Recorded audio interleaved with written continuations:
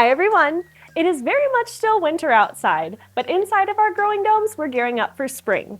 It's one of the many great things about the Growing Dome greenhouse is that it's not just a season extender, like many other greenhouses are, but it truly is a year-round growing environment.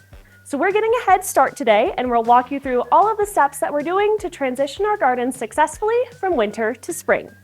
Today you're going to meet some of our gardeners. Here we have Leah, and she's going to be explaining to us what we're looking at and kind of where we are right now.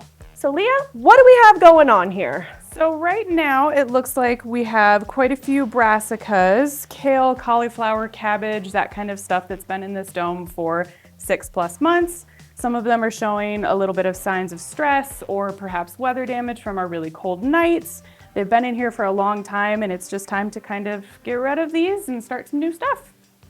What about our root crops and leafy greens and things like that? So we've done a lot of harvesting of things like root crops, carrots, obviously have already kind of come and gone. And we've done a lot of like cut and come again on the kale and stuff like that. It's got some pretty good life. We've been doing a lot of succession sowing, so we don't have anything laying vacant or any open spaces or unused areas. See, we've got lots of little lettuces, and we've got some herbs and celery back there. Those will all continue to grow as we're transitioning our beds over for spring. So part of my daily activities, or something I like to do in the morning, is walk around the domes and just do a quick check of all the plants to see how they're coming along in terms of pest management, to see if what I sprayed was effective, if there's any new problems or insects that have cropped up. Sometimes that happens, and since this is the second time I'm treating these peas for aphids, I did notice a small amount still here. It's definitely not as bad though as it was before. There's not necessarily a whole lot of rocket science to it. You just want to make sure you hopefully get the aphids. They are soft-bodied insects, so they really don't require a lot. Honestly, once something like soap comes in contact with their bodies, they essentially dissolve. So in terms of spraying for aphids, I am spraying these very heavily. You'll notice they are getting pretty saturated, and it is on purpose. They were pretty well infested the first time around. There's still a recurring issue, so I just want to make sure we really cover all of our bases. So I'm spraying pretty hard on these. It's organic, so it's fine. Besides pest management, we're also going to look at things like diseases, particularly powdery mildew, and Hannah's going to explain how we're mitigating that issue. Part of our spring transition is we like to wipe down our polycarbonate windows with a solution of 50/50 water and vinegar. This allows maximum light penetration to make sure that all of our veggies are getting the most light that they need. So we're just going to spray it down real quick. And then we like to use kind of a softer rag to wipe it down. This helps with our powdery mildew problem that you get sometimes, especially after the winter season. And plus nobody likes a dirty window. So another part about getting ready for spring is making sure that we clean up the plant debris, just to give our plants a healthy chance of living. Spring weather can change in an instant. We have a saying here in Pagosa, and that's if you don't like the weather, wait 5 minutes because it'll change. We're starting to see daytime temperatures in the 50s, but we're still seeing lows in the 30s and below freezing. So we're trying to balance the need for ventilation with the desire to trap and retain the heat overnight. We are not quite ready to reinstall our vent openers or re-engage our fans. However, this is a good time of year for you to kind of evaluate how all of your components are functioning. So when it comes to pistons, you'll have a piston for your solar fan shutter, or for your pollinator window, or your venting panels. You can bring those pistons out if you've been keeping them inside of your house and place them in a sunny location to see if they expand with the heat of the sun. Or if they're already nice and warm, you can place them in the freezer to see if they'll contract. What you want to see is that it's doing that motion naturally. You should not be able to manually move the piston around. If you can, that means that it's time to get a new one. For your fans, you can simply adjust the thermostat and see if they turn on. I don't have the shutter engaged here, but I can see the fan is operating. You'll also want to look at your solar spillways, your undersoil system, and just make sure that everything is in working order while you gear up for this next season. Since we're in this in-between stage in the year where we have those warm days but cool nights, we are going to be opening our door and leveraging that for our ventilation, but you can also manually prop open your vents or turn your fans on to get some airflow within the greenhouse. It is advisable during this time of year, though, to make sure that you have everything closed up and that you're retaining as much heat as you can throughout the night. So we want to close up around 3 p.m. That way we don't lose any of that heat. So in this central garden bed, we're going to be removing most of the brassicas that we have left. Our broccoli and cauliflower, some of these got really leggy and didn't produce anything at all. Some of them already produced, and we harvested the main floret, and we've just been letting them make side shoots. So this main floret or head of the broccoli has already been harvested, which encourages the plant to make these side shoots, which will never make a full head of broccoli, but they're still perfectly edible. And then we've got lettuces and things that we'll leave in here, but this kale and this chard also have got to go because they've been in here for over 6 months. Spring is also a great time of year to test your soils so that you can get a good idea of the nutrient levels within your soils and make amendments as necessary. We completed 2 separate soil tests in this dome. We did one for our perimeter garden beds and one for this central bed. Both came back low in nitrogen and other trace minerals. This makes sense because we're growing food 365 days a year. Our soils don't get a break. And we're growing a lot of heavy feeder crops. So in the summertime, we do a lot of peppers, tomatoes, cucumbers, and then in the wintertime, we're doing a lot of brassicas, all which uptake a lot of the nitrogen and trace minerals out of the soil. So in order to amend our soils and bring those nutrients back, we're going to be applying a mixture of feather meal and blood meal, both of which are really high in nitrogen. And these are going to be applied at the rate that my soil recommended to us, which is 2.5 pounds per 100 square feet. So for our purposes, this central bed is approximately 100 square feet. So we'll be amending this. We'll be working around some of the plants that are existing and then really turning the soil in the areas where we don't have any plants. I know, shock, gasp, horror. What did she just say? Turning the soil. And I'm going to explain to you why. So the reason that I've chosen to mix blood meal and feather meal is because feather meal is a slow release, while as blood meal is immediately available to our plants. And because we're going to be planting right back in this bed, we want a combination of both. Should I be measuring this? Probably, but these are 4-pound boxes, so I'm going to use 1/3 of each. I'm going to start by just sprinkling this on the surface. And then we'll do our blood meal.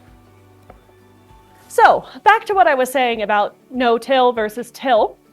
We are not exposed to the elements within a greenhouse. So outside in your garden beds, no-till can work great. But there are wind, there's animals that are burrowing or leaving their scat around. We don't have any of that in here. Our domes are not subject to natural rain. We're watering them via our above ground pond or our garden hose. So the soil can deplete more quickly than outside, and it can also become a lot more compacted. There's nothing that's down here that's going to be breaking up any of this soil. So in order for us to prevent any type of drainage issues, we really want to make sure that we're breaking up the soil down below. Now, I'm not totally turning over the beds, as you can see, but I am making sure to create some aeration down below. So once I'm done kind of aerating, I'm going to go back to the amendments that we sprinkled on the surface, and I'm just going to mix them into this top 6 inches or so. And I'm just going to be a little bit more gentle around our plants that we're working around, but I'm still going to break up the soil and make sure they get some nitrogen as well. As we dig around, you'll see that there are worms in our raised garden beds. And these guys are helping to aerate the soil, but they need a little extra hand. So that's why we go in with the pitchfork and just till a little bit. And I'm just pulling out any clover or clumps of roots that I find as I go along. So this is azomite. I may 100% be pronouncing that incorrectly, but it is trace minerals. Now, because we are already low in trace minerals, I am going to go ahead and sprinkle a little bit through our garden beds. But going forward, we're going to mix this in with our water, and we'll scoop our watering can or water directly from whatever bucket we dissolve this in. And that way it gets nice and dissolved in the water, and our plants can uptake it a little bit easier.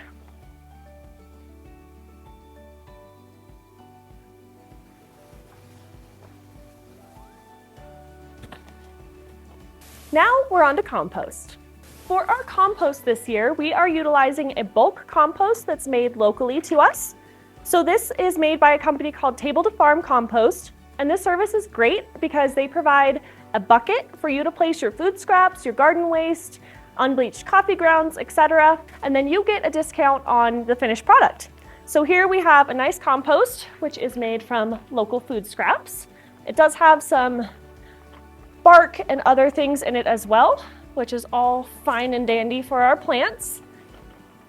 My goal here is to get about 2 to 3 inches of this nice organic matter on the top of our garden beds. Again, working around the plants that we already have. So now that we got all of the prep work out of the way, it's time to do the fun part, at least for me, which is the planning and planting. So when it comes to planning out our greenhouses, we like to look at the seeds that we already have. And the number one tip that I can give you as any type of a gardener is grow the things that you like to eat. That way you're going to be making the most out of your space. So as you can see, we have all of our seeds organized in these photo album boxes, which make it really nice because you can label them all individually by category. So we went through all of these, and then I'm not going to lie, I 100% got suckered into the beautiful seed catalogs, so we bought a bunch of extra stuff too. But our idea for this year is to come up with themes for each of our greenhouses. We have 6 different size growing domes, and each one of them is going to have its own theme. So we'll have, for example, a salsa garden, we're going to have a Mediterranean garden, we're going to have an Asian garden, and then for the 33, which is the dome that we've been working on amending and getting cleaned up for the spring, that dome is going to be a rainbow garden. So we're going to try to showcase as many different colors and textures and varieties as we possibly can so that we could show you guys that the possibilities are really endless with the growing dome. You can grow whatever you would like. So we've organized by dome size in our case, but you could do this by section. And we'll go into microclimates and all of those things that you'll want to think about here in just a second. But we've got our seeds that we need to start in trays. We've got our seeds that we're going to direct sow, and we have some things that we've already started. So we'll go ahead and plant these in trays what we can so we can get a little bit of a head start. And we'll go ahead and direct sow the things that are ready to be planted straight into the garden beds. So let's head back outside so we can talk about some more of the considerations that you might want to think about. When we are looking at our seeds, we like to keep a few things in mind. The growing dome has 4 main zones. The central area near the pond will be the most temperate because it is closest to the main source of thermal mass. The east will get early morning sun and tends to be a bit cooler. The south is the most extreme and will be the warmest in the summer and coolest in the winter because it is farthest away from the thermal mass of the pond, and the west will get the hot afternoon sun. So based on these microclimates, we are going to look at the light and temperature requirements and plant accordingly. Watering requirements can change rapidly during this time of year, so you want to keep an eye out and make sure things don't dry out. We also want to make sure that we are not overwatering because our plant roots need oxygen to grow strong and healthy. A well-developed root system will protect your plants from pests and disease. You should plant varieties close to each other with similar water requirements to make your life a bit easier. A healthy garden starts with healthy roots. One thing we're really fortunate to have in the domes is a lot of vertical height to work with, which is really advantageous for things like these grapes. I know they don't look like much right now, they need a good prune, but over the course of spring and summer they will eventually trellis over this way and hopefully produce grapes that'll hang down that we can pick throughout the year. The same thing will apply to things like peas and basically any vining crop. You can do cucumbers, you could do squash, even zucchini if you're really feeling bold, but anything that vines, runner beans, all of that kind of stuff. And when you're thinking about your vertical space, another good thing to consider as well would be companion planting along with those tall plants. You want to plant things that basically will kind of work with that shade and appreciate the cool benefits that those tall plants have to offer. Another thing to consider when you're planting companion crops is also consider root depth and plant needs essentially.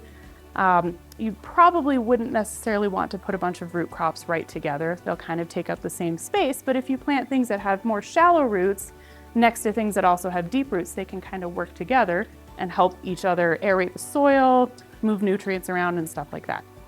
And over here, Shelby is currently working on getting some of our peas started and a little bit of radish and mesclun mix as well. Yeah, so basically to sum up what we've been talking about today, We are utilizing our microclimates. So if you remember back to the beginning of the video, we have our southern side, which is the most extreme, so warmest in the summer, coolest in the winter.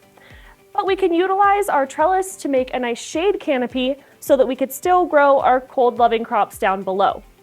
So here, I'm planting peas, but if you remember back to the summer, we did beans in a very similar manner. And peas and beans are both nitrogen-fixing crops, so they're great for crop rotation. And then I'm planting radishes and some mesclun mix down below.